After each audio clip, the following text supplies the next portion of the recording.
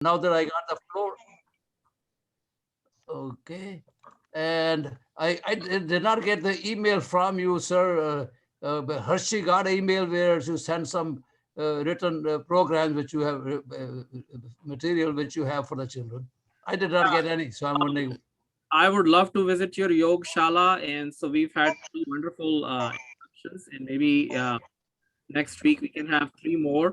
Now for the material, this is all uploaded on the Google Classroom website, and maybe now all of you can mute yourself as we start the class. Let me see. I think I can probably mute all of you. But anyway, so this is the Google Classroom. So when you reach that link, you have to go to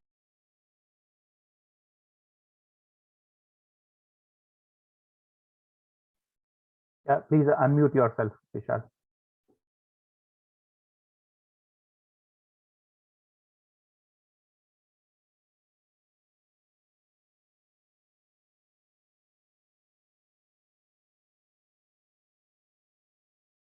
Yeah, please unmute yourself, Vishalji.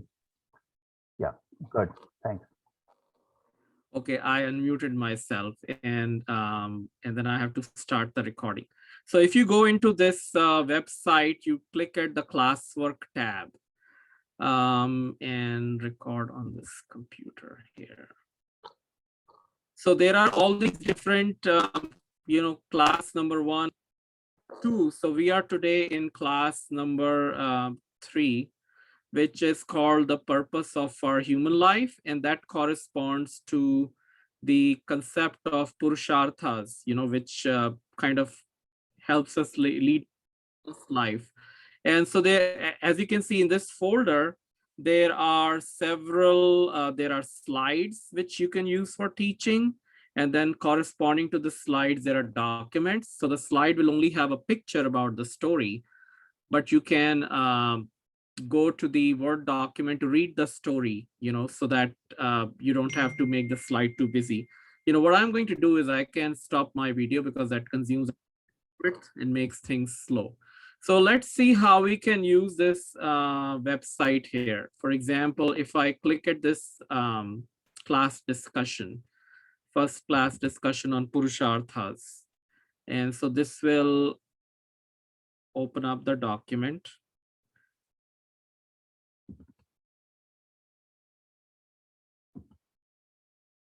And then I click here.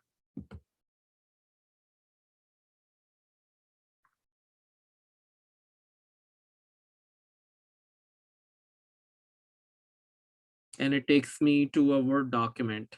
Now, if you want to download and save this document on your computer, what you will do is you'll go to the top right corner where you see these 3 dots, more actions, and then you say open in a new, here, left click it, and then it says open in a new window. Oh, it's disappeared. But it'll open it in a new window, and then you can download it and save it on your computer. So typically I start my class on the Purusharthas with this class exercise. And so we draw this table on the board. Actually, I add a 5th column also, and I don't label these columns. And then I ask the children this question, what things do I want in my life? What are the goals of my life? What do I want to achieve in my life? And what should be the purpose of my life? All of these questions. And I tell them not to think too much, and everybody has to answer.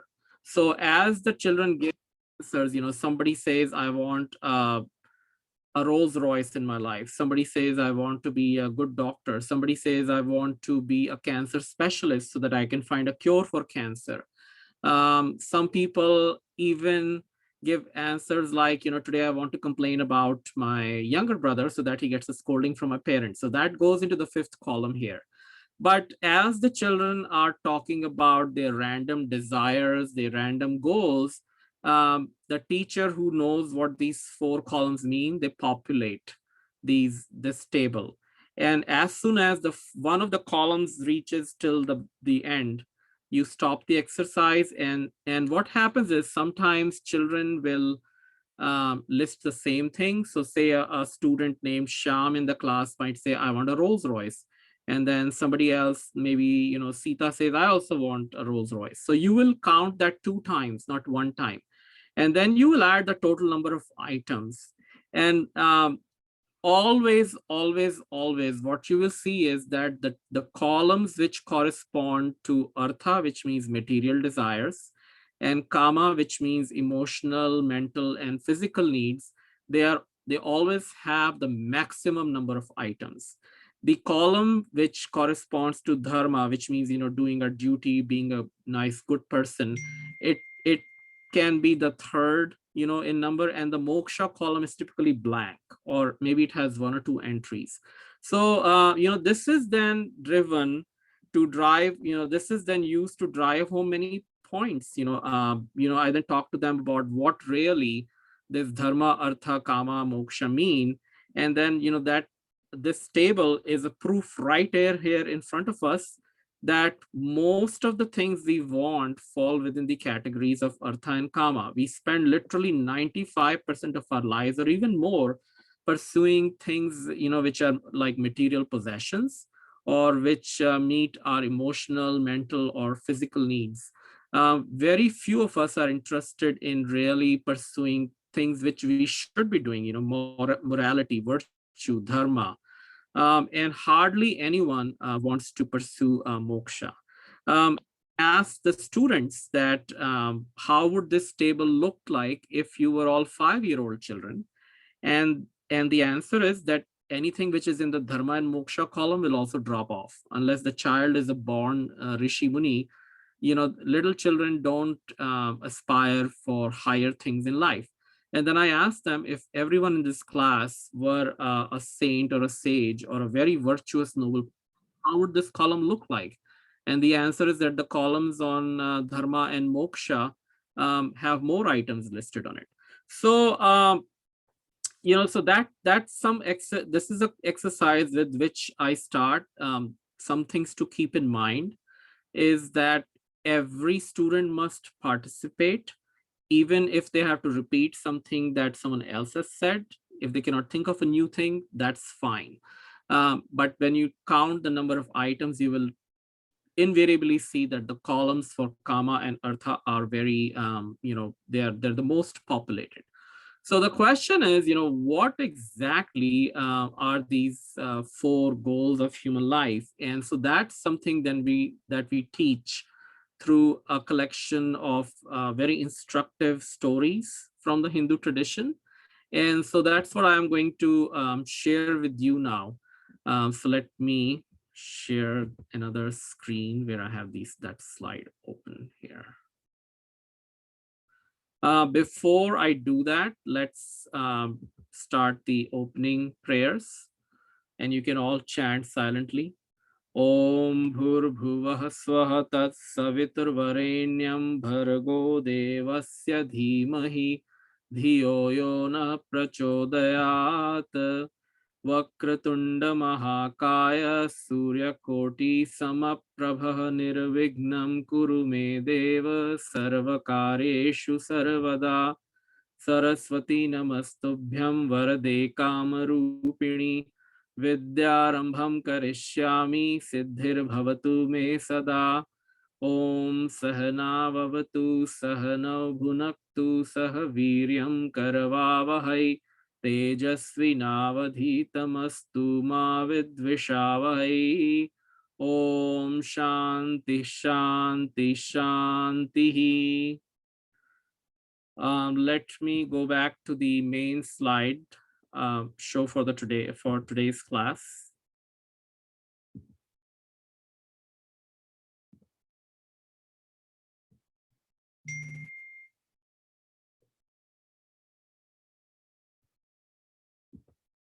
Okay, can you see these slides here? What is the purpose of my life? The 4 Purusharthas? Yes. Okay. So, you know, after we've done that class exercise, which takes about 10 to 15 minutes, and we've driven some points there, you know, then we start talking about what do people ordinarily want in our lives. And so the thing to emphasize is, nobody should be ashamed for aspiring a Rolls Royce or aspiring a mansion or a trip to France or a trip to India. It's all these are all natural human desires. We all aspire for food, shelter. We all want to be happy. And Hindu Dharma teaches us there is nothing wrong in that. These are all very natural human inclinations. We all want to be independent and freedom. For teenagers, especially, they don't like that their parents should be poking their nose into everything that they do. And some people want to be more and more knowledgeable, wise. And then, especially like right now in the time of pandemic, we all want to stay healthy and want to live a long life. So Hindu Dharma gives a very beautiful framework to describe or classify all these things that we want in our life. And this is a tetrad, a set of four in which dharma is always placed first. And the reason, and we'll come to that reason. So dharma means, we should be doing our duty. We should be virtuous, good people, human beings. We should do noble deeds. And artha means it's perfectly fine for a normal human being to aspire for a good job, have a decent house, make a decent living, take care of his family members. And at the same time, we also sometimes, want to go beyond these material possessions. Once in a while, we all like to watch movies. We all, even though we can do with bare minimum clothing, we all sometimes want to have branded clothing. But the reason dharma is kept in the beginning is that number 2 and number 3, artha and kama, are constrained by dharma. So on one hand, for example, if you want to have a Nike brand, pair of shoes, that's fine if you can afford them, but you should not, if you cannot afford them, you cannot steal them from someone else. You cannot steal money to buy those. And that is what dharma constrains you from doing. It says that you should pursue artha and kama only within the bounds of dharma. Pretty easy concept to understand. So dharma, artha, and kama are kept aside from the fourth goal, moksha. Dharma is number 1, it constrains kama and artha, and moksha is something really special. Hindu Dharma says it is important, it is necessary to be a good human being by pursuing artha and kama and dharma. But there is something better or something even superior that we can aspire for, and that is moksha, our spiritual liberation. So we relate this to the wedding vows that we take, and this is only one of the interpretations. Actually, this is not the correct interpretation of why the married couple go around the sacred fire 4 times. In certain parts of North India, they actually go 7 times around the fire. The last 3 rounds don't mean anything. And the first 3 rounds in the ancient times meant something else. But today they are taken to mean that when we get married, the couple pursue all these 4 goals as a pair. So that's, a practical, symbolic manifestation of this concept of purusharthas. And then comes the story part. There are always some students in the class, or maybe 1 or 2, all of whose wish list things have only things that give them joy and happiness. So we talk about, we give some examples from our tradition and try to illustrate why, if one only pursues pleasure, things that give you fame, glory, happiness, you don't really lead a fulfilled life. Some contemporary examples that you can give to them is of really popular rock stars, pop stars. I mean, they have everything they want. They have fabulous mansions. They have a huge fan following. And then suddenly one day you read in the newspaper that they had a drug overdose, or they actually had depression and they committed suicide. So, these examples that we read every now and then, they only emphasize that if all of our efforts are directed towards pursuit of physical pleasures or glory, fame, then there's still a vacuum in our life. Now, here are some traditional stories, from the life of Ramanujacharya, who lived in the 11th and the 12th centuries. So the story goes, and this is something that children can relate to very well. He was walking towards a mandir and he saw a very strange sight. So there was this gentleman who was walking down the street with his lady love, you can call girlfriend. But the strange part was that he was walking backwards and he was holding an umbrella on her. So Ramanujacharya asked him, why are you walking backwards and holding an umbrella over, your girlfriend? So this gentleman, Dhanurdas, he said that, when I'm walking with her on the street, I don't want to take my eyes off her for even a moment.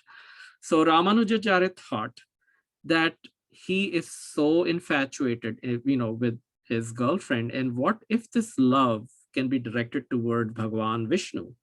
So, so Ramanujacharya told this gentleman Dhanurdas, he said, why don't you come to the mandir today at the time of the Aarti, and I'd like to talk to you. So Dhanurdas went home with his girlfriend and he said, I have never been to the mandir. Why should I go there? And the girlfriend said, he's a sadhu. You should listen to him. And just for today, why don't you go to the mandir? So that time when Dhanurdas arrived at the mandir, the Aarti was going on, and sometimes the story is placed in Srirangam, sometimes it's placed in Kanchipuram. But the story goes that when Dhanurdas saw the beautiful sight of the Aarti, and he saw the expressions of happiness on the faces of the worshippers and how the beautiful mantras were chanting, he thought that Bhagwan's eyes are even more beautiful than my girlfriend's eyes. And so he had a transformation there and then, and he thought he beheld something, which was unsurpassed in beauty. So the tradition says that Dhanurdas became a saint, and interestingly, Ramanujacharya ordered him to marry his girlfriend. So Dhanurdas married his girlfriend, and there are many beautiful stories of how this couple became very saintly, and how their desire for beauty and love was transformed into, love and beauty, appreciating the beauty and love of God. So, and there are many stories which, I narrate in other classes. So this is one example. Another example is from the life of Sant Eknath, who was a saint in the western part of India in the 16th century. And he married his daughter to a great scholar. Unfortunately, his son-in-law was, he also had bad habits. He was an alcoholic, and every evening he would leave his wife and he would go to, a bar to drink, and then he would come early in the morning totally drunk, and then he would misbehave. So the daughter was very upset, and she went to her dad and she said, Dad, why did you marry me to this alcoholic? He's a pandit, he's a scholar, but he's an alcoholic and he just doesn't take care of me. So Eknath ji was very upset when he heard his daughter's complaint, and he invited his son-in-law and he said, look, you can do whatever you want in the night time. You can spend your whole night in the bar, you can drink to your heart's content, but I only request you one thing. Before you leave your home every day, my daughter is not very learned, but you are a pandit of Sanskrit and the Shastras. Please explain to her one verse of the Bhagavad Gita every night, and then you can go and do whatever you want. So this son-in-law followed his father-in-law's advice, and every evening he would pick a verse at random from the Gita and start explaining that.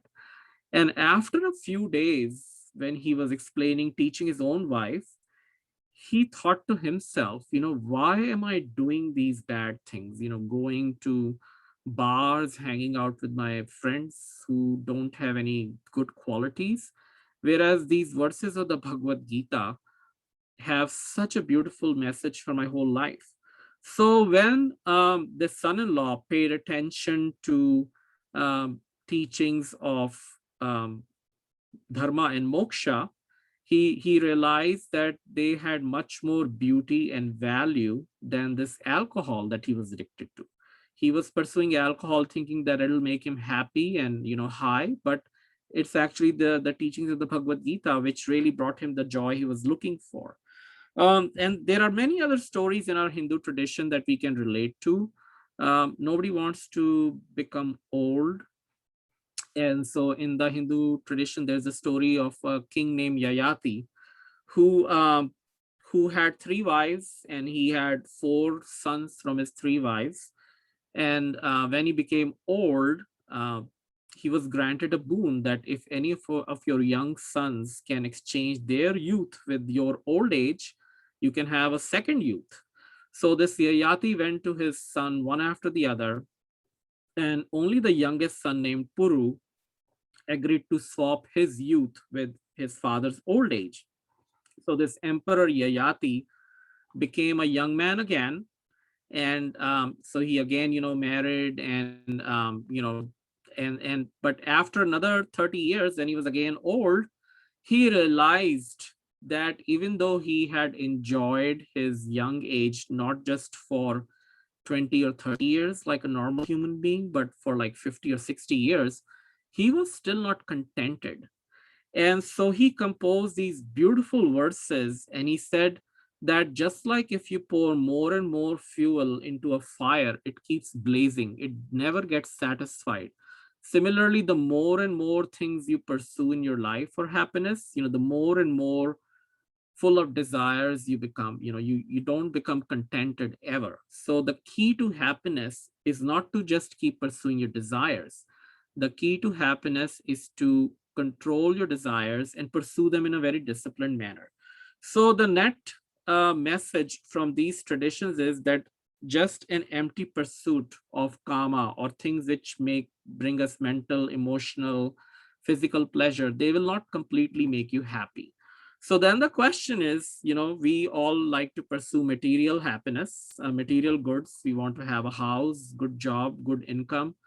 And just having that, does that make us happy? If that were true, then billionaires would always be happier than, a person whose net worth is maybe, 1 lakh or 2 lakhs. But all studies have shown scientifically that beyond a certain amount of money that you earn, that extra money doesn't give you extra happiness. So there are these beautiful stories again from the Hindu tradition, and one of them is from the life of Sant Purandar Das.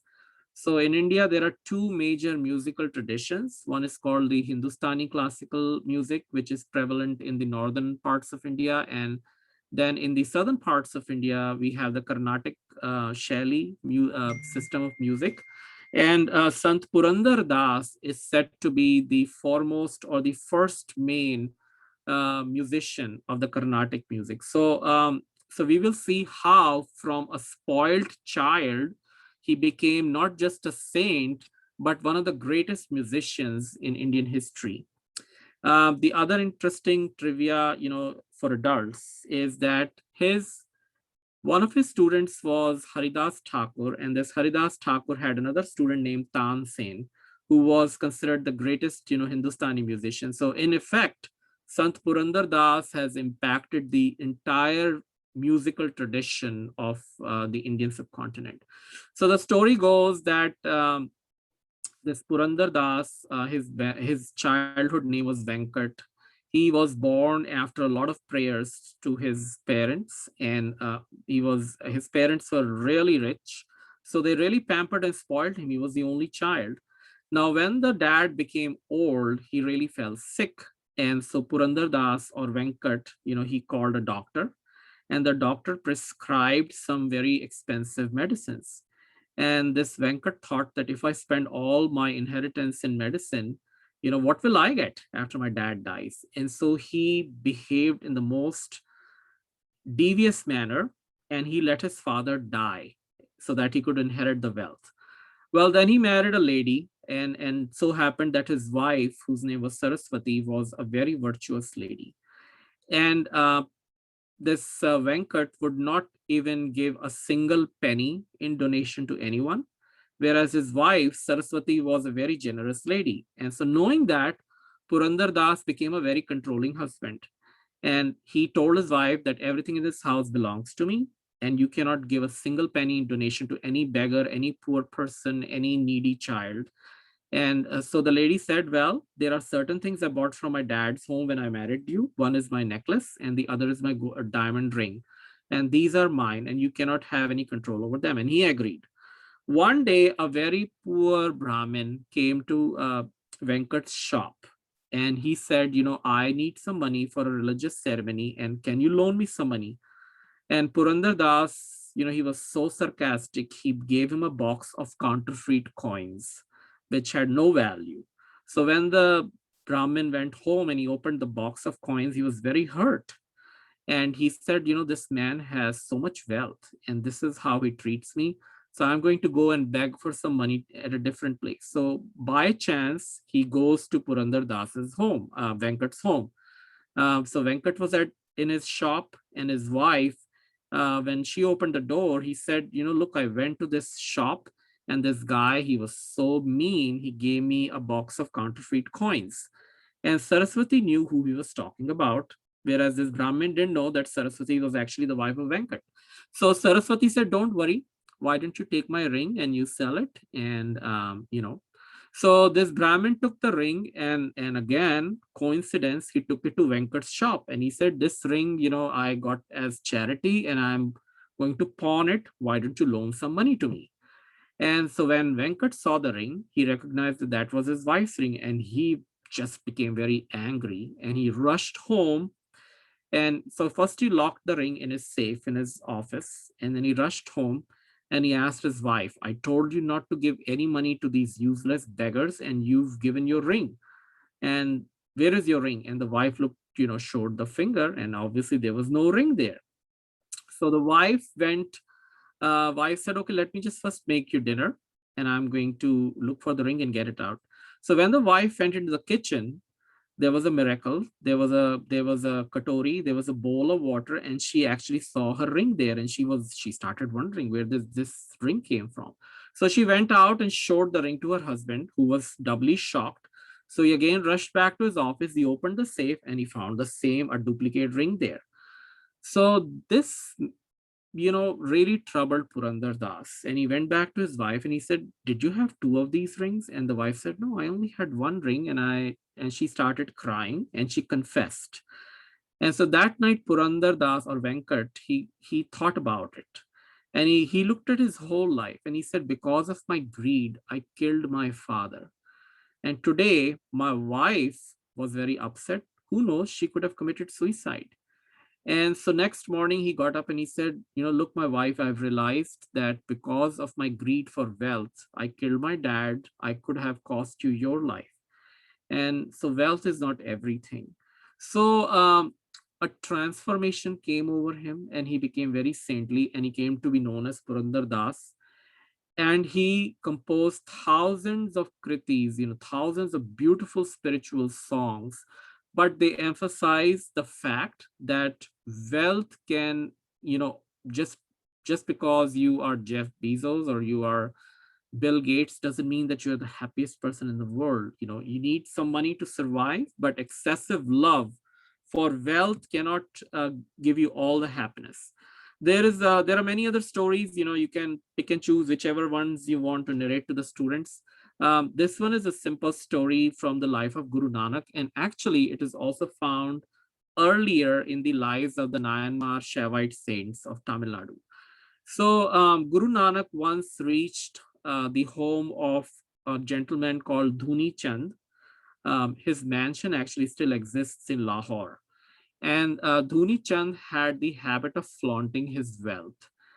Every time he would make 1 lakh rupees, 100,000 rupees, he would plant a new flag outside his home. So by the time Guru Nanak reached, there were 6 or 7 flags. And in those days, 700,000 was probably worth like $1 billion today. So this Dhuni Chand invited Guru Nanak in and he really served him very well. He offered him a great, lunch. And Guru Nanak ji told him that, Dhuni Chand, you are a very noble man and I want to do a favor to you. I will take you with me to heaven. But just do this one little favor to me. I'm going to give you a little needle, a metal needle. And when we meet in heaven, just give it back to me. And then Guru Nanak ji walked out. And so Dhuni Chand thought about it and he said, this was a strange request. After I die, I'm going to be cremated. How can I take this needle with me if I cannot even take my body along with me? So he spoke to his wife and he said, this guru has made a very strange request. So the wife said, don't you realize the message that he's given to you? That you are so full of yourself, okay, you served Guru Nanak very courteously, but you are very proud of your wealth. But keep in mind that when we die, you cannot take a single penny above, to heaven with you. So Dhuni Chand understood the message. And from that day, he decided to use all of his wealth for charitable and philanthropic purpose, not just hoard it in his coffers and in safe boxes. So this is another story which emphasizes that there's sometimes and this brings us to the next story, that a lot of times there is more joy in giving than in hoarding. There is more joy in showing compassion than in trying to overcome others and rule others. And so this is a story from the Brihadaranyaka Upanishad. And the story is that the human beings, the devatas of heaven, and the asuras felt that there was something lacking in their life. Even though the devatas, which you see, on the top left, they had all kinds of luxuries. They would watch dances, they would drink, delicious drinks and have wonderful food. The human beings had become very prosperous, and yet they felt there was a vacuum in their life. And the asuras had a lot of power. They were very powerful. They could rule over whosoever they wanted. So they all went to Bhagwan Brahmaji, the creator of the entire creation. And they said, Father, Brahmaji, please tell us what is lacking in our life. We want you to give us some excellent teaching, which will bring some meaning, purpose, and happiness to our life. And Brahmaji just said the word the. And then he went into meditation. So when these three classes of beings returned to their respective, worlds, they started thinking about it. And so each one derived a different message from the human beings who had become very prosperous and rich. They thought that the word the means danam or datta, which means sharing what you have with others. And when they started doing that, they got that inner happiness and joy, which they never got by just hoarding those things. Likewise, the asuras, who were very powerful, but they were, they oppressed others, they interpreted the word the to mean dayadvam, one who is compassionate. So they started showing kindness and compassion to people who were under their control, and they got that inner joy and peace, which they had never experienced before. And likewise, the devatas who could get, infinite quantities of good drinks and, whatever pleasures of life, they started disciplining themselves. So the word, they interpreted the word the to mean dhamma, which means self-control. So this beautiful story shows that there is greater joy in controlling our desires rather than indulging in them without any discipline. There is greater joy in sharing with others rather than just hoarding the goods for personal use. And there's a greater joy in showing compassion rather than just trying to overpower everyone.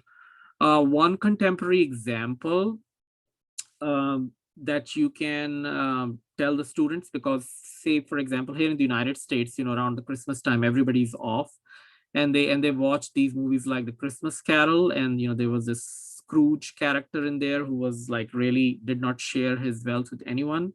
And then a ghost makes him realize how really pathetic and sad he was. So this is the message that all of these stories give. There are other stories, this one is from the Anand Ramayana, which you can narrate. There is this beautiful story of Gajendra Moksha, which occurs in the Bhagavad, Vishnu, and other Puranas.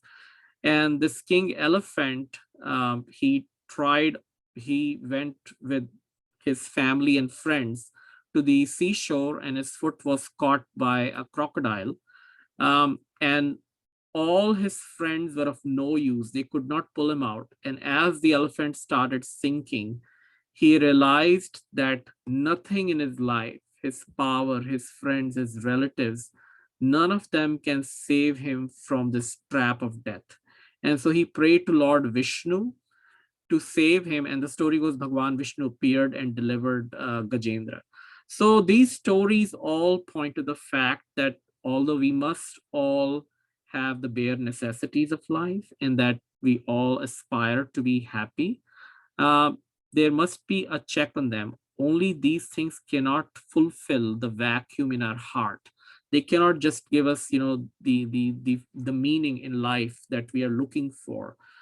Even around us, as adults, we come across, many people who are very successful, and they find that there is something lacking in their life. So the question is, does that mean that, if I become a very virtuous person and I practice philanthropy, I do volunteering work, I do a lot of seva, is that the end goal of my life? So, we all want to pursue dharma. And interestingly, Hindu shastras, they tell us that yes, it is very important to pursue dharma. And for most people, that's probably the end goal. But for a few, even that is not sufficient. So there is this beautiful story of King Vipashchit, which is narrated in multiple Puranas like the Markandeya and the Padma Puran. And this virtuous king, he ruled his kingdom very justly, so that there weren't many criminals and the weak were protected. Everybody was provided for. So obviously, after he died, he went to heaven. And there in heaven, the picture is actually from the story of King Rantidev, in case you can read that. But when the king Vipashchit reached heaven, he asked Indra a very strange question. He said, I'm enjoying my stay in heaven, but when I was on earth, I took care of all of my citizens as a father would love their children. But I don't see all of my citizens here. And so where are the rest? And Indra said that King Vipashchit, there were some evildoers in your kingdom and they cannot enter heaven. So they are in hell. So Vipashchit insisted that he would like to go to hell to see his other ex-citizens. He said, I was a father to all of them, and so I'd like to meet them too. And Indra said, no, you shouldn't go to hell. It's meant for evildoers. What will you do there? But Vipashchit insisted, so Indra took him to hell. Now, when Indra and Vipashchit reached hell, these evildoers who were now being tortured by different means in hell, they saw their old king come there. And they bowed to him. They were crying. Some were being boiled in cauldrons of hot water. And so King Vipashchit became very upset watching their plight. And he told Indra, let's go back to heaven. I cannot watch my people being tortured in this way. And as he was walking away, those residents or those citizens cried to him. And they said, please, your majesty, don't go away. Even your presence made us feel better. We regret what we have done, but seeing such a noble king in our midst, it made us feel better. And so King Vipashchit told Indra, I refuse to go back to heaven. And Indra said, no, but you've earned heaven by following dharma. How can you not go back to heaven? And Vipashchit said, you know what? I didn't do dharma so that I get this prize, heaven. I in a lot of the Abrahamic traditions, for example, that's the prize you get. You live in heaven, and in certain religions, you live in gardens and you're served by maidens and you sit on couches and there are fruit laden trees. But our tradition and also Buddhism says that these things you can get on earth also, and one should aspire for something better. So King Vipashchit said that if my presence can bring some happiness to these evil people, I, being like their father, I'd prefer to stay in hell and give them whatever peace I can give to them. So Indra said, you're truly a very selfless, virtuous, dharmic person. What if you stay here, then you get even more punya, you get even more virtue, and then you'll have to spend more time in heaven. So King Vipashchit said, you know what, I donate all of my virtue in perpetuity to all these people in hell. So the story goes that his entire punya or his virtue was equally divided into all the residents of the hell, and that reduced some of their time in the hell. But the net, this principle in Hindu dharma is called punya dan. A lot of people, in our families, elders, when they are very pleased with you, they say, you are such a wonderful child that if I've done any good deeds, may you get the results of that. I've gotten that blessings from my grandparents, and I sometimes give those blessings to my children also. So in Hindu Dharma, you can donate the results of your good deeds, but you cannot donate the results of your bad deeds. So that's the Punya Dan that Hindu Dharma and Buddhist traditions teach. There is likewise another story from the life of Ramanujacharya. He went to his guru, and the guru said, I'm going to teach you a mantra, but promise to me that you will not teach this mantra to anyone else. If you disobey me, then you will go to Narak, to hell. And so Shri Ramanujacharya, got the mantra from his guru, and before the guru knew, he went to the second story of the mantra and he started calling a crowd. He said, I have this mantra and I'm going to teach it to everyone so that if you chant this mantra, you will all go to heaven. And when the guru heard this commotion, he was very, very upset. And he said, didn't I tell you that if you disobey and disrespect me, you are going to go to hell? And Ramanujacharya ji replied, he said, if by disobeying my guru, I can save many others, then I'm ready to go to hell. But at least at my cost, by my sacrifice, all these people will go to heaven, and I am willing to pay the price. So it is, in the dharmic traditions, there's a similar story of Rishi Mudgal also in the Mahabharata, who refused to go to heaven just so that he could feed the hungry on this earth. So there are multiple stories in the Hindu tradition which says that, if we do good, okay, we go to heaven.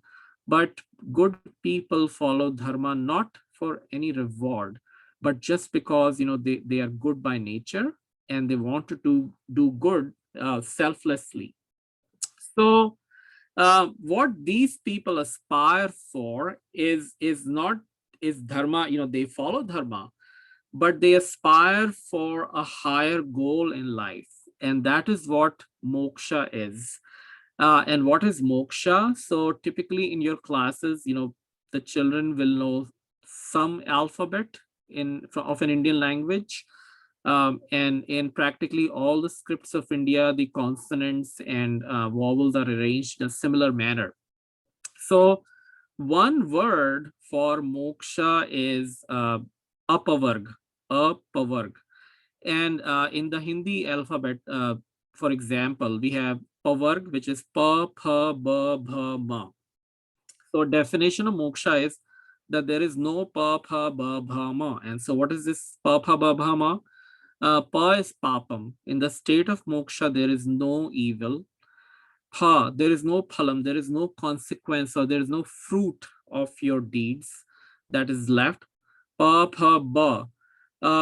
There is no bandhanam. You are not dependent on anyone. You are not under anybody's control. You are totally independent. Pa, pha, ba, bha. And there is no bha, bhayam. You are not scared of anything. There is no fear left because you have everything that you want. You have total security. And eventually maranam. There is no there is no death. You live in eternal life in pure bliss with the Lord. So there are certain many saints in our tradition who were so absorbed in divinity and spirituality that their lives are the best examples of how one should pursue moksha.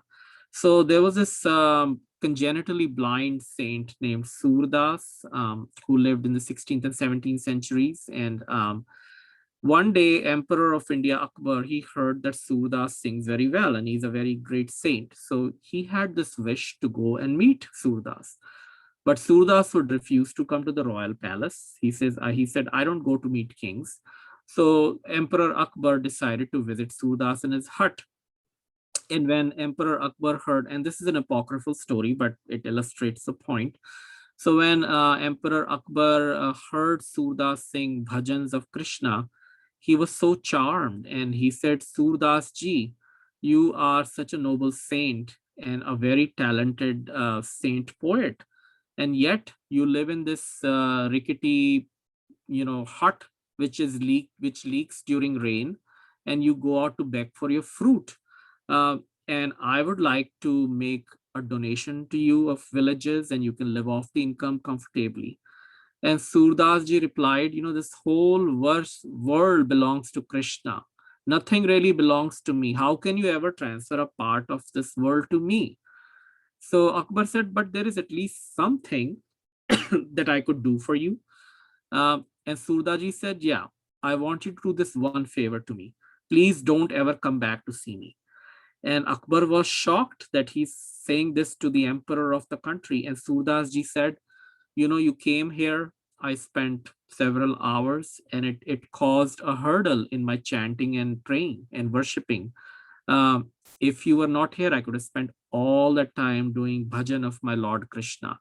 So that is how Surdas ji was. He was so lost and absorbed in spiritual things that he didn't care for an emperor. He did not care for any riches, any land.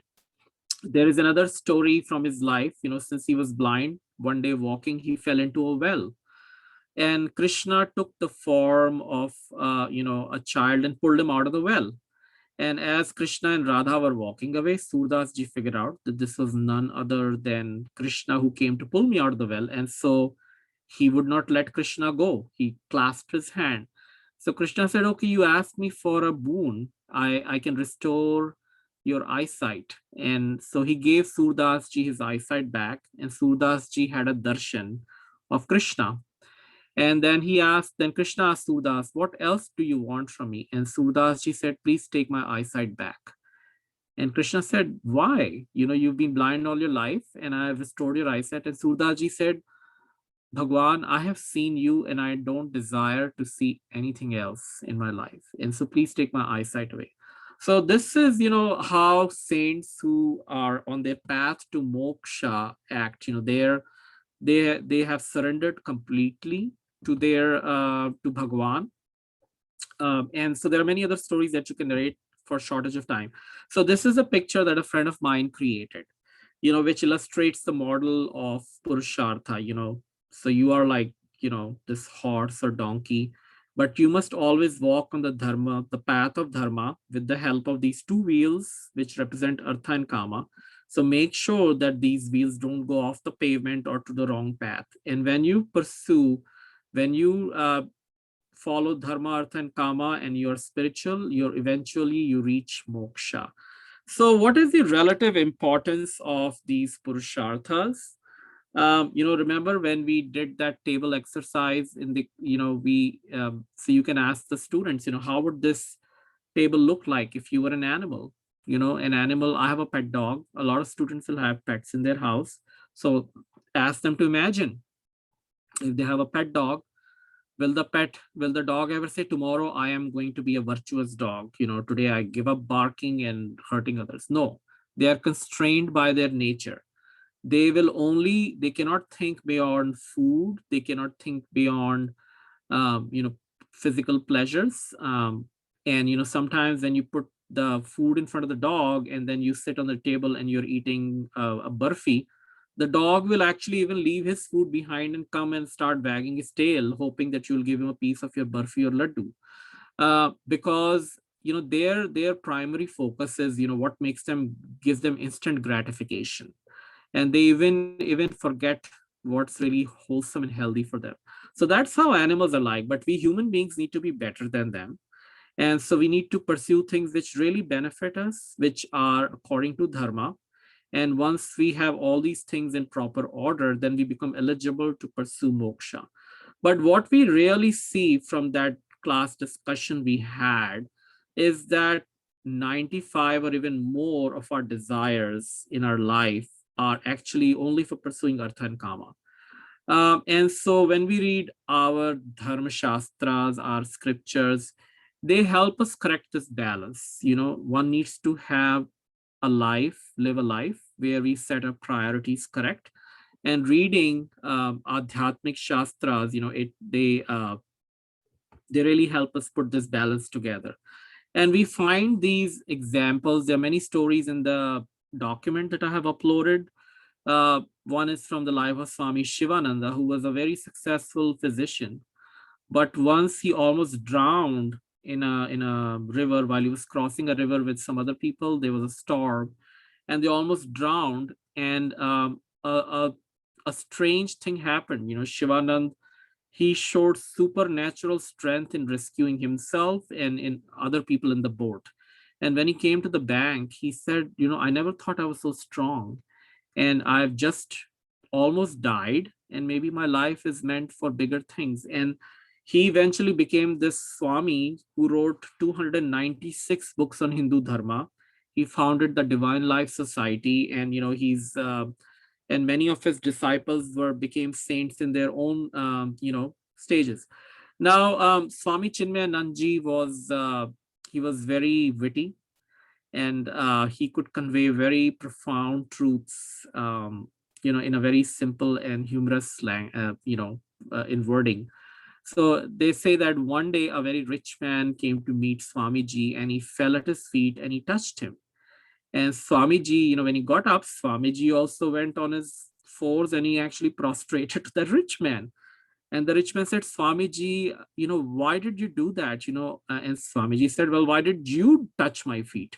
So the rich man said, Swamiji, I touched your feet because you have renounced the world for the sake of God. And Swamiji replied, well, you are a greater person than I am. You have renounced God for the sake of this world, and that is why I touch your feet. The point that Swamiji wanted to make is that Bhagavan, Dharma, and Moksha are superior to anything in this world. Sometimes people, they say that put your money and your where your mouth is. People all talk about dharma and moksha, but when it comes to what are you willing to lose for the sake of dharma, nobody comes forward. And so Swami Chinmayanandji demonstrated that it's really Bhagavan, moksha, dharma which have the highest value. And yet we give up diamonds like that, and we pursue pebbles like certain things, more cheap things like cars and houses and branded clothing and titles at work. And now this is an interesting story of Dhruva. Most of us believe that Dhruva had a darshan of Bhagavan Vishnu, and he attained moksha. But in reality, if you read the Puranas, Bhagavan Vishnu did not grant him moksha. He made him into the pole star, the Dhruvatara. And the reason is that we can aspire for the same object with a different intention.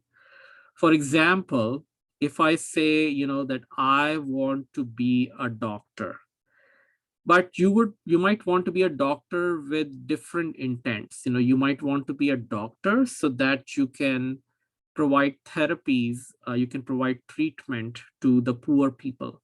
Or you might want to be a doctor so that you can earn a lot of money in your life. So it's the intent which can transform the same desire and put it in a different category. So there is a class exercise which I will talk a little, and we make the children understand how your intent also matters. For example, sometimes people donate to the temple, but they want their name to be displayed very proudly. So is that a pure act of dharma? No, I mean, they want mileage and they want publicity and they want glory out of it. So it's tainted with things like, kama, your fame. So, I'm rushing through this, but, I ask the children, that I tell the children, everything has a place in life. There is nothing wrong in aspiring to be successful, get A grades, go to a good college, aspire for a good, well-paying job, but one should know where to draw the line. And dharma should draw the boundary on how much you can pursue artha and kama. If you're going to get rich or famous by doing wrong things, then you should avoid that. But at the same time, you should aspire to be a successful professional and a good student with good grades. So the benefit of this Purushartha doctrine is that on one hand, it allows us to pursue personal desires, but it bounds them so that we highlight social responsibility over personal greed. It helps us lead a balanced life. In certain religious traditions, a hypocritical statement is made that all wealth is bad. Wealth is not bad. What can be bad is how you use that wealth. Uh, and so every year we hear of cases where students, or teenagers commit suicide, which is really sad. In the area I live, typically we hear of 1 or 2 students commit suicide every year, which is very unfortunate. And so I tell the students that this happens when you don't have a balanced outlook of life. Sometimes a teenager commits suicide because his girlfriend dumps him and gets another boyfriend. And then suddenly this rejected boy, youngster thinks that there's nothing else left in his life. But that's a false evaluation or false assessment of his life. If only he had not just his girlfriend as a goal, but he also had other things in his life along dharma and moksha, then all wouldn't have been lost, because okay, he lost his girlfriend, but he has so many other things to fall back upon. Likewise, when we hear about yesteryear's superstars, all of a sudden their popularity ratings go down, and then they feel their life is worthless living and they go into a depression. But if these superstars had put their eggs in other baskets of dharma and moksha, then they wouldn't have become depressed. So this doctrine of purushartha, it gives us it teaches us how to live a balanced life. The other thing I teach students, a practical advice here, is that they say that when you live with a higher purpose in your life, you tend to be, you tend to have a more fulfilled, probably even a longer life. I read a study saying that before going to bed every night, one should think about what he is going to accomplish the following day. And at the end of each day, also reflect on what you've done that day. And so when you live each day with a purpose and you have a plan for the next day, and that plan is consistent with the Purushartha doctrine, then there is something called the sudden death syndrome. Sometimes people just die in the night, and so some people believe that if you sleep with a desire and a purpose for the next day, then the chances of you waking up next morning are higher. So that's a practical insight that we draw from the Purushartha doctrine. So this leads to many discussions, and a lot of our kids, their parents have come from India.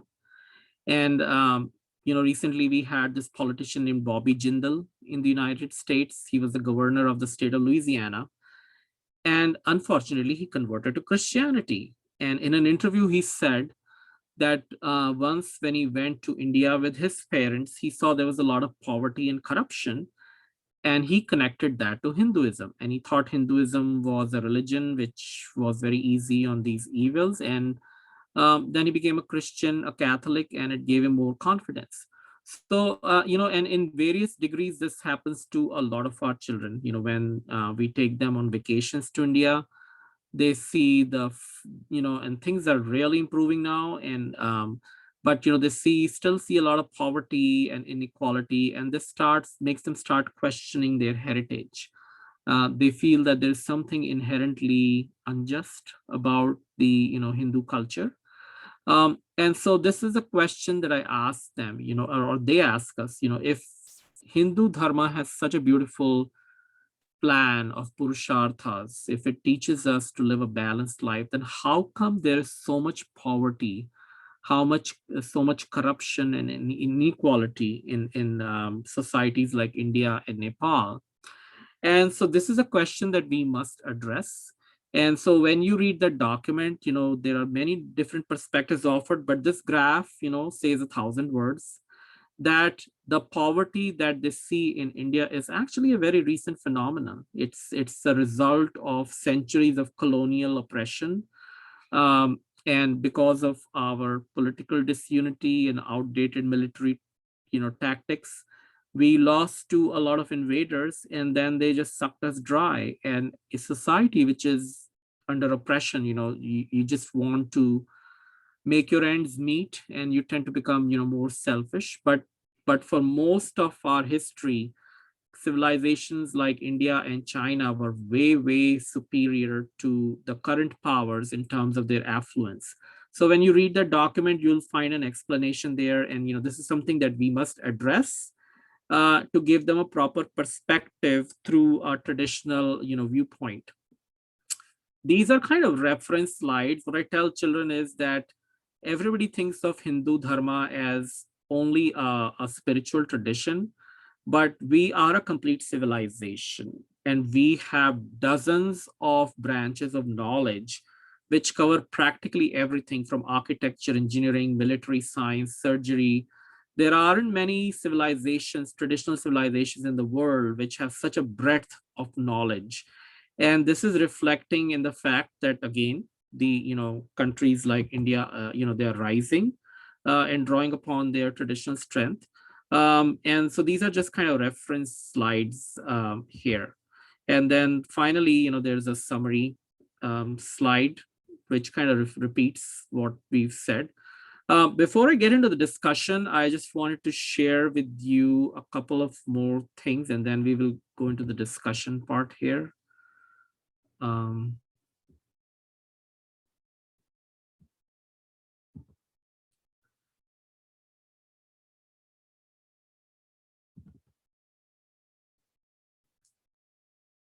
So I was talking about, an exercise which teaches them the importance of intent.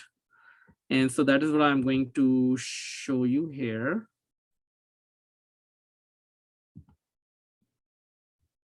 So share my screen.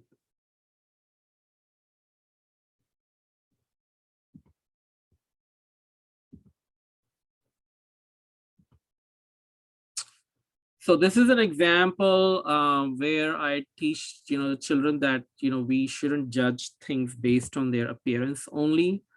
One can do, so I'm sharing this Word document. It should pop up on your screens pretty soon. But even charity can sometimes be done as in a dharma. And so I actually asked students to give me examples where they thought that this person is being generous and charitable, but the intention was pretty mean. One great example to give them, which is kind of funny, is the gift of the white elephant. So in ancient or in medieval Thailand, all albino or light colored elephants belong to the king. And so if the king wanted to ruin somebody, he would gift him a white elephant. And now this person was kind of in a trap, because if you get a royal elephant, you cannot re-gift it. So if you get a gift from the king, if you give it to someone else, the king will be upset. But at the same time, you cannot dishonor the gift by starving the elephant. So this person who got the white elephant as a gift had to spend his entire fortune feeding that elephant. So that was an example of a gift or a charity which was meant for ruining someone else.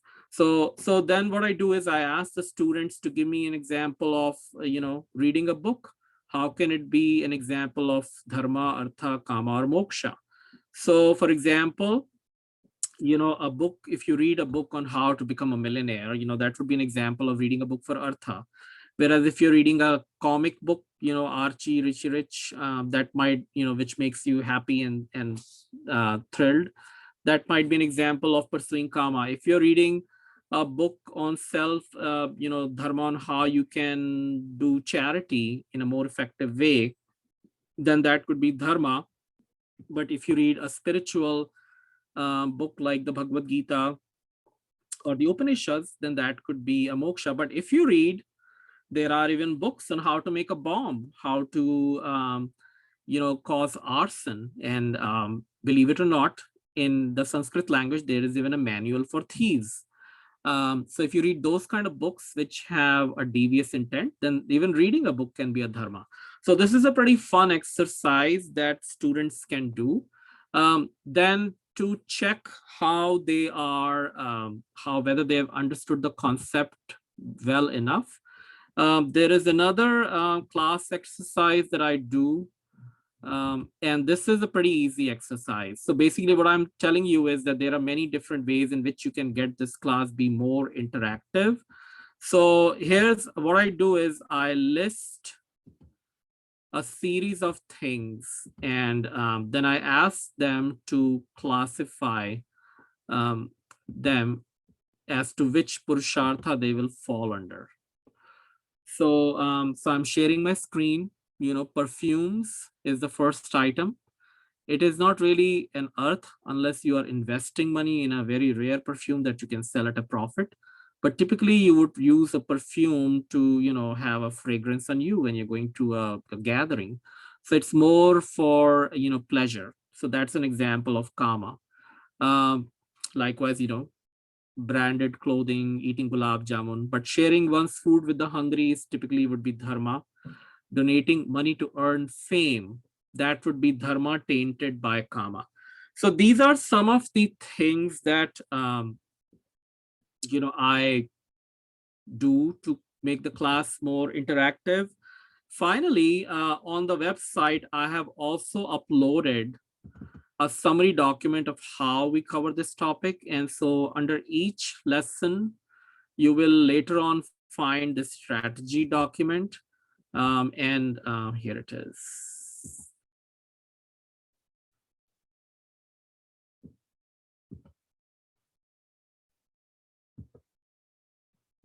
So this pretty much covers exactly what we've done today. So I'm sharing it, and it says, initiate the class by drawing that table, then teach them the concept through stories. Then you can do a knowledge check with, what those classify under Purusharthas. Now, the one thing we've left behind and that you can read in the document is that, you can show them how this concept is actually pretty scientific. And even in modern times, psychologists have come up with similar theories like the Maslow's hierarchy of human needs. And so, the whole point of doing that is to emphasize that our dharmic tradition is extremely scientific and very well thought out. It is very comprehensive. So that is something that I do in each and every class. I try to relate it to modern theories and show how the framework of Hindu Dharma is really beautiful, and no other spiritual or religious tradition can match what we have. So with that, let me, why don't all of you get unmuted, and maybe we can have a discussion or comments for the next few minutes.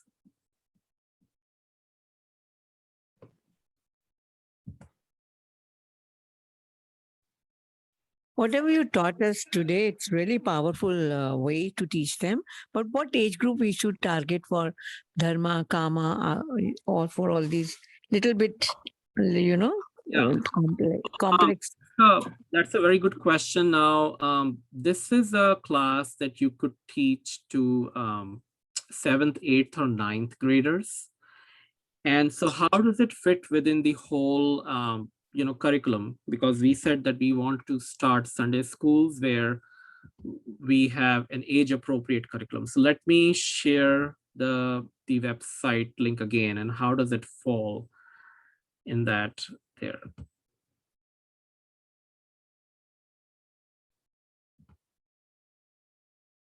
So if I go back to the Google Classroom here, I have uploaded in section 100 all these textbooks here.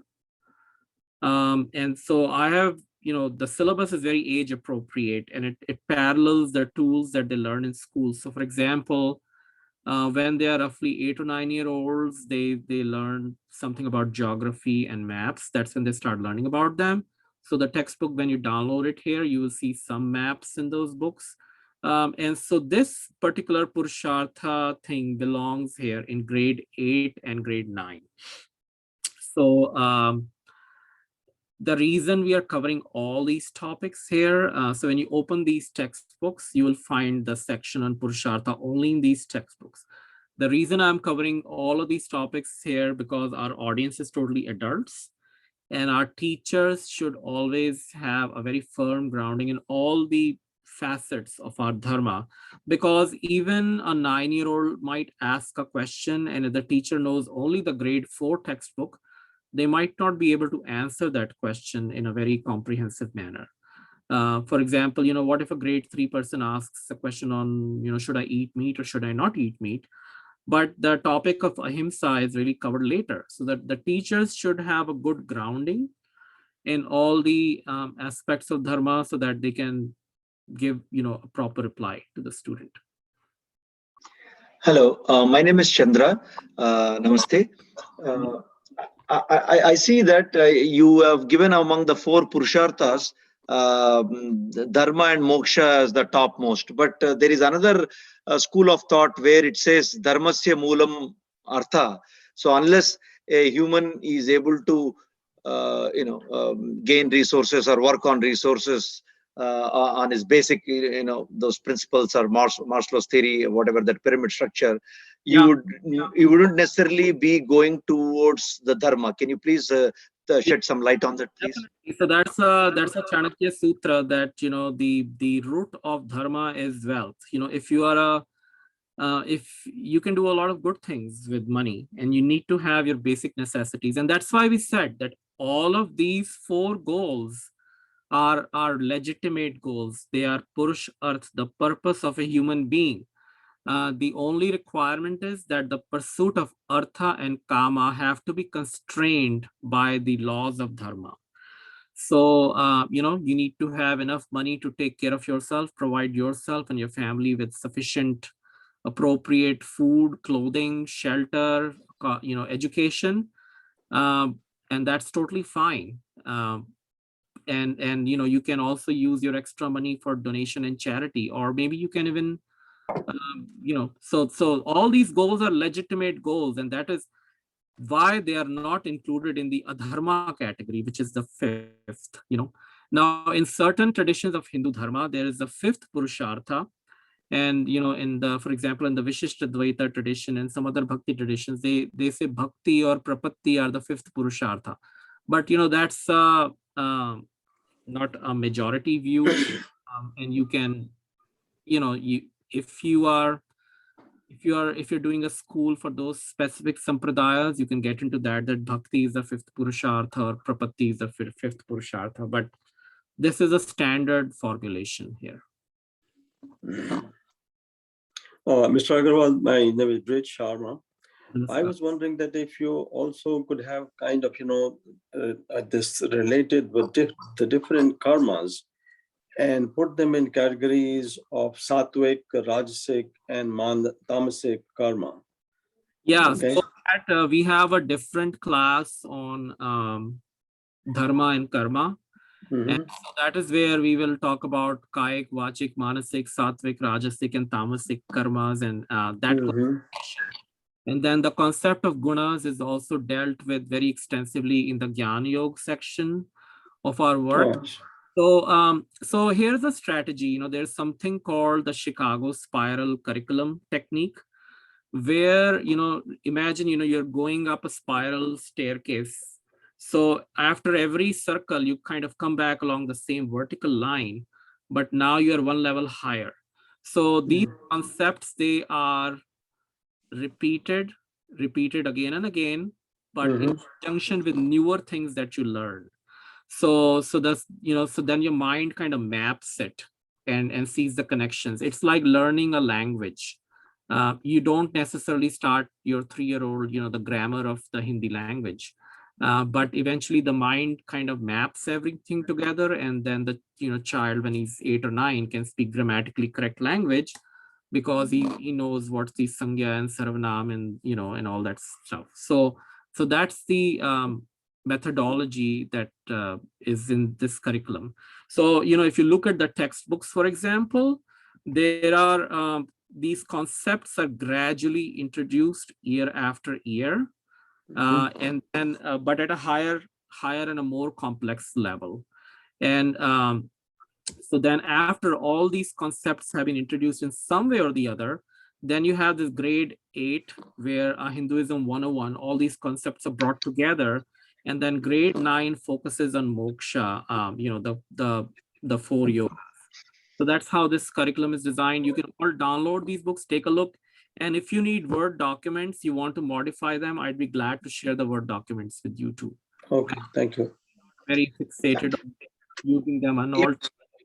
Namaskar, this is Ravi Pathak. Namaskar. So, the stories that you mentioned are also very powerful and very interesting, right? And but at the same time, storytelling is itself a skill. But how about, we could have this in form of some animation also, if possible. Then it will not only help in narrating the whole story, and also might some people have this more than listening, they have pictorial ability to capture things. Absolutely. And so the reason we are not doing this here is because this is a Zoom class. When I know we have a portable television with a video player, and a lot of these stories are presented, for example, in this Upanishad Ganga, one of 52 episodes. So you can find these videos. Actually, when you're running a school, you have to be really very dedicated, and you have to create a collection of these kind of videos, and even and then you have to find the stories. And if you can play these stories and videos rather than just having a monologue, it really adds variety to the class. Yes, So what I will do, Hello, Vishalji. I am going back and I'm adding resources that you can use for variation. For example, in number 1, I added a document, a 1-pager on good reference introductory books on Hinduism. So I'll be going into these folders in the future and going to past folders, and I'll add all these references, and then you can order them from Amazon or somewhere, Okay. Hello, Namaste, Vishalji. Chandra again. Again, going back to the Purusharthas, you spoke about Dharma. So the Dharma is different for based on the 4 categories or gunas that we have. Like, say, for example, the Dharma of an hunter is to hunt the animals. Likewise, the Dharma of a butcher is to butcher the animal and for consumption. Likewise, a king might be his dharma is to protect his borders, so he will have to go for wars and kill. So how does that dharma, is that based on the guna and one's profession, or it should be universal humanity? So so that's an interesting point. And so when we come to this chapter on dharma, and how does one find his or her own dharma, which we call swadharma. So we look into different modifying factors. So one is the sadharan dharma, universal values like being truthful and all. But even those values, depending on desh, kal, paristhiti, time, place, situation, patra, who's impacted, those can get modified. So there will be actually, so you raise a very good question, because we have, in my class, I think 5 or 6 weeks from now, there'll be a class on that, where there'll be a very interesting class discussion. And I give the students a very open-ended question that you are a judge and a lady is brought to you for having committed a crime. With this information, what questions are you going to ask her before pronouncing your judgment? So there's a lot of discussion on that. Some children will say, well, we need to find out if that lady has committed a murder or if she's just said a mean word to someone. And some kids even say, if the lady has committed a murder and you want to, give her capital punishment. So some children will ask her, but let's find out if that lady is pregnant, because if she's carrying a child, we cannot give her capital punishment. So, that's a very, very interactive class discussion exercise that I do. And then when we come to the Vishesh Dharmas, the duty, we talk about how the duty of a parent is different from the duty of a child. A duty of a king is different from the duty of, say, a farmer. So those sections are all built into this curriculum, and we will be considering those. We look what could be some some rules to determine what your right purpose is. And so I give many, many different examples, in the class. So we will be covering that definitely. But Okay. keep in mind that this class is only to talk about this framework of Purushartha. And now going forward, all the classes will deal with Dharma in great detail, Moksha in great detail, and then we'll also talk some aspects of Artha and Kama separately in separate classes. Hey, Vishalji, namaste. This is Rohan here. I Yeah. have one point to make on one of the slides which you showed earlier, right? 4 das of Brahma, and one of them calls for charity, right? That is dana. Yeah. And yeah, obviously, if you are doing the dan with the right intention, I think that you can classify as a dharma. But the one way to think about it, or at least how we were brought up, is dan should be satpatri. What I mean is, when you are making charity or dan, the person or the place you are making charity for should be worth of that, right? So do we have any thoughts around that, or should we be giving that kind of example to kids? So, What are your thoughts? so right now the purpose is, to give them that higher level understanding of the 4 Purusharthas. And so when we come to the section on Dharma and how it is modified, and that's where we talk about that Desh, Kal, Paristhiti, that and Patra, that if you are like feeding milk to a snake, the snake's going to come and bite you. Or if you are, and so that's where we talk about the context sensitivity and how one should make the same, sometime. And there's a story in the Mahabharata that I also narrate, where Krishna, teaches Arjuna how for under 4 situations, one must speak a lie, and there's this story about Kaushik, who spoke a truth, which caused the death of some innocent people. So, those, and so what one emphasizes through those classes and stories is that Hindu Dharma wants human beings to think rationally and with wisdom. It is not a religion which wants you to just obey commands like you would tell a pet dog, sit down, get up. Human beings have a brain. Manushya means somebody who can do manan. And we are not a pashu who can just pashyati, who just sees and responds to stimuli. We have a very well-developed brain. And actually, there's a second part to this presentation today, which I did not cover. But when you go into that folder, there is a separate presentation and document which is called The Importance of Human Birth. So please read that as a background, and that has all these examples on how it is the ability to think and make rational choices and overcome the faults of our nature is what makes us human and superior to animals. Otherwise, like animals we sleep, like animals we procreate, like animals we eat, like animals we excrete. But there are certain aspects of our being which makes us superior. We can overcome our nature. Human beings have a mixture of good and bad, but we can overcome the bad and become virtuous. An animal, a tiger cannot suddenly say tomorrow that I'm going to be a vegetarian and I'll only eat grass. That's not going to happen. But human beings can transcend their evil nature and become virtuous and spiritual. So read that thing. It's another additional thing which I didn't cover, but something you can choose to cover in your class too. Okay, thank you. Thanks. Vishalji, if time permits, can I have one more question?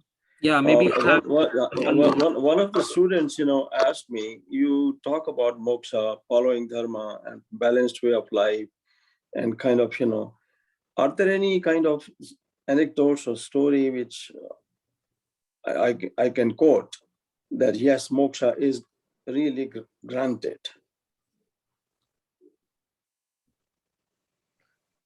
that proof of somebody who was in proof of getting moksha. So there is a story of Rishi Jagishavya that I didn't that I didn't narrate, and you can read there.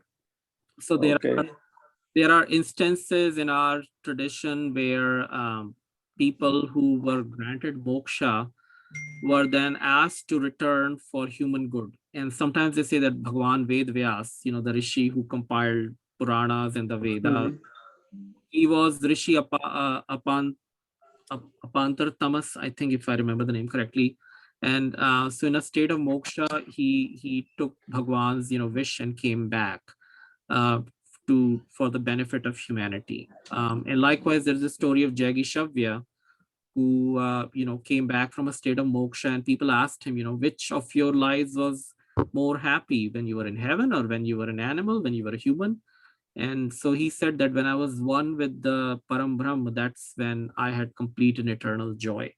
So we have, statements by rishis and munis who temporarily came back from their state and confirmed that this is what the final goal of our life should be. Thank you very much. So one last question before we can. Now, next week, I wanted to mention that the next several sessions will cover our different Shastric traditions. And so it's a bunch of 4 classes. We'll cover the Vedas, Upanishads, Puranas, Itihasas, Bhagavad Gita, Darshan Shastras.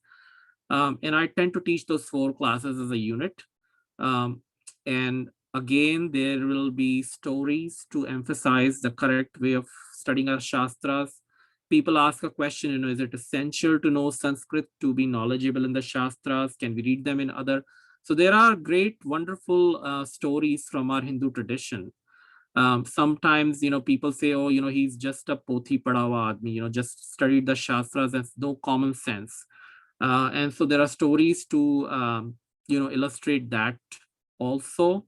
And now that one class, I show videos of Vedic chanting, Samaveda and Rigved, Yajurved, which might not be very possible to do that in our class, but I will post some links to that.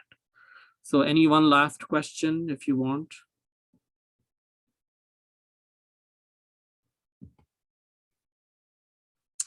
So then we can probably do the closing prayers if nobody has any questions. Vishalji, I don't have a question, but I have a quick comment. It's a great class, so thank you for teaching us. Thank you. Thank you for your encouragement. So let's say the closing prayers. Om Sarve Bhavantu Sukhinah Sarve Santu Niramaya Sarve Bhadrani Pashyantu Ma Kaschid Dukkha Bhaveet. Eva Mata Chapita Tameva Sakha Tvameva Vidya Dravinam Tameva Sarvam Mama Deva. Soma Sadagamaya Tamasoma Jo Shanti Shanti Purnamidam Purnat Purnamudachyate Purnasya Purnamadaya Purnameva Vashishyate Om Shanti Shanti Shanti. So see you all next week, and then we will start a discussion on our scriptural heritage, and the focus will be the Vedas and Upanishads.